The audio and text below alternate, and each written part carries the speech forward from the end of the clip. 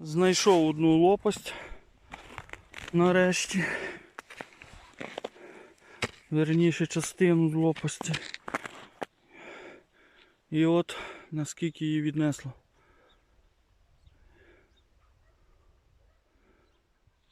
Від вітряка. А другої поки знайти неможливо. Можливо, десь під снігом.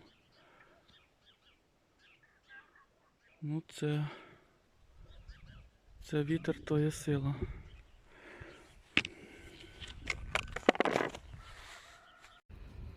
Прийшла весна, зліз сніг. Віднайшлися уламки лопастей. Ну і прийшов час ремонту вітрогенератора. Якось ніяк не складалося. Зараз так доволі багато сонця і енергії вистачає. Дані лопасті були виготовлені з каналізаційної труби. Спочатку я зробив якби для якогось експерименту, підбирав форму лопасті, діаметр. Потім я склеїв дві лопасті докупи для того, щоб збільшити жорсткість лопасті. І так вона пропрацювала досить багато часу. Але, як казав Сергій Вєтров, каналізаційна труба, ну він інакше словами говорить, повинна працювати за призначенням. Робити з неї лопасті не бажано. Хіба що робити там для якихось експериментів на невеликій вишці, щоб зрозуміти там, як працює лопасть. Маємо таку картину, обламало. Лопасті відлетіли на досить велику відстань. І це є небезпечно.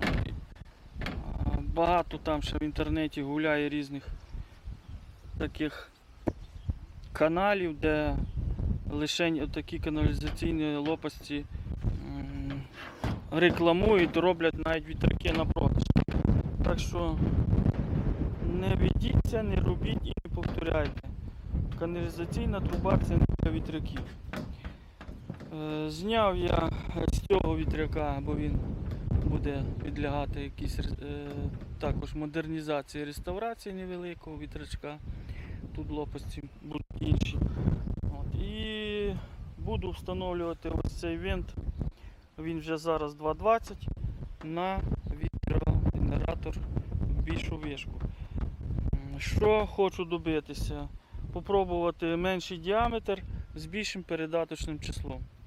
Отже, був 2,50, буде 2,20. Ці лопасті виготовляв і виготовляє під замовлення Сергій Буковий. Є відео, де вітряк менший також був в аварії, але лопасті витримали. Не витримав метал. Там були обломані самі махи кріплення лопастей. Так що виготовили мені це з поліефірної смоли, він їх виготовляє. Ну, міцність тут просто чудова. Це вже я перевірив скільки і далі. Можливо, я замовлю в нього лопасті на цей вітряк, але ще трошки подумаю, який діаметр все-таки краще. 2,50 чи 2,20. Подивимося на цьому вітряку. Ну, розлетілися вони вщент. Це матеріал, хоча я тут ще їх склеював на епоксидку, давав ще таку сітку. Це все угіль і більше цього я повторяти не буду. Обломавши дві лопасті, вітряк дуже працював з такими дисбалансом, що вишкою хитало, і навіть я зазняв невеличке відео. Проте повністю вся конструкція витримала. Нема ніде ні тріщин, зварні з'єднання витримали, всі вузли витримали. Це ступиться поворотний механізм, це ступиться з автомобіля Opel Astra. Передня.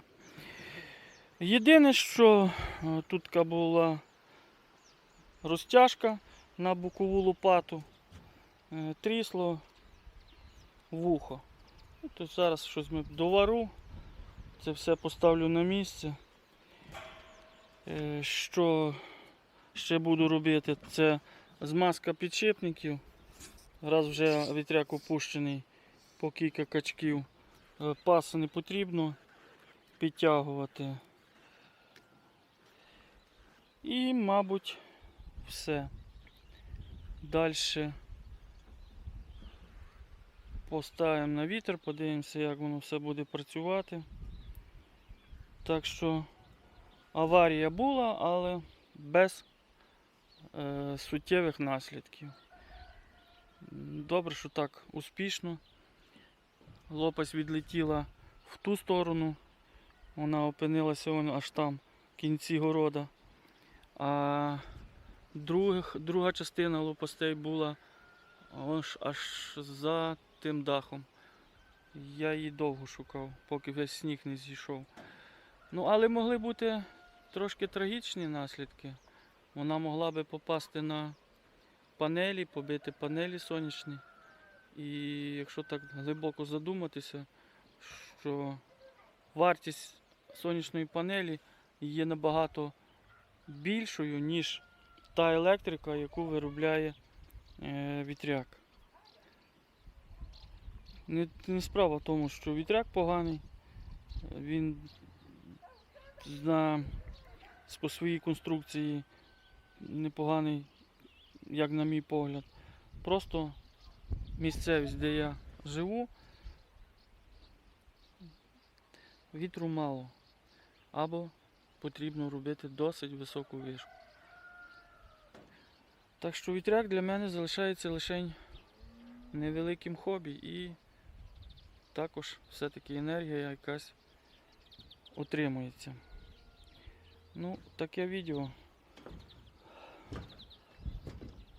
Воно вже мало бути давно, але час прийшов лише сьогодні. В подальшому, мабуть, як вже поставлю на вітер, покажу, які будуть результати, чи щось змінилося в кращу сторону. Тут передавальне число 1 до 3,8.